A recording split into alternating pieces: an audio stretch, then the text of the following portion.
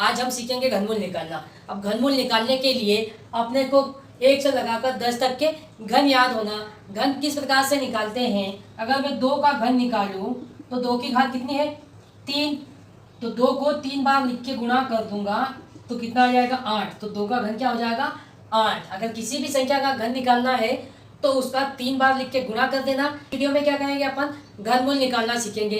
तो घनमूल निकालने के लिए 1 से 10 तक के घन याद होना। अब देखो पहला क्वेश्चन क्या दिया है कि 5832 का घन निकालना है। तो फर्स्ट स्टेप इसका इकाई अंक देखो, इसका इकाई अंक कितना है 2।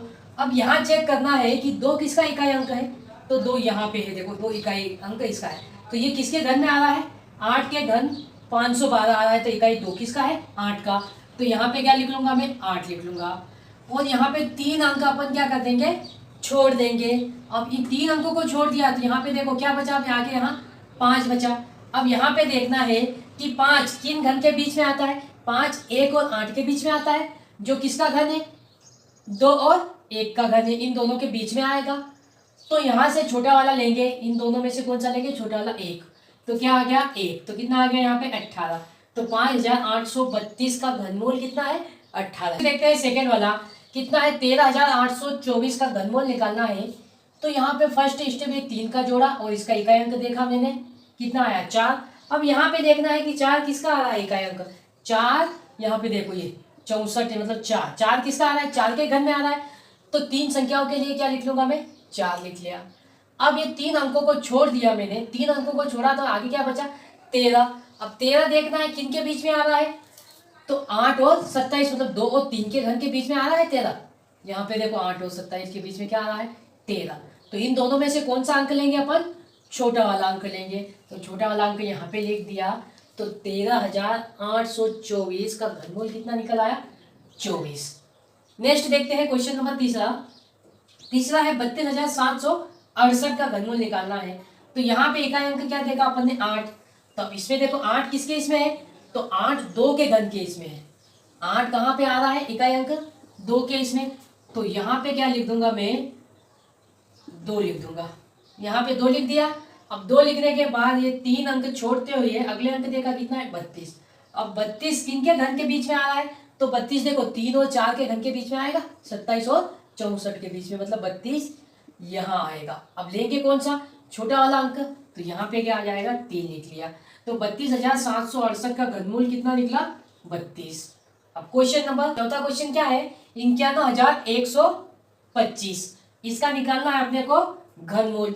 अब देखो इसका घनमूल निकालेंगे, इकाई अंक क्या देखा मैंने 5, और 5 इसमें से कहाँ पे है 5 के घनमूल में आई आ रहा है 5।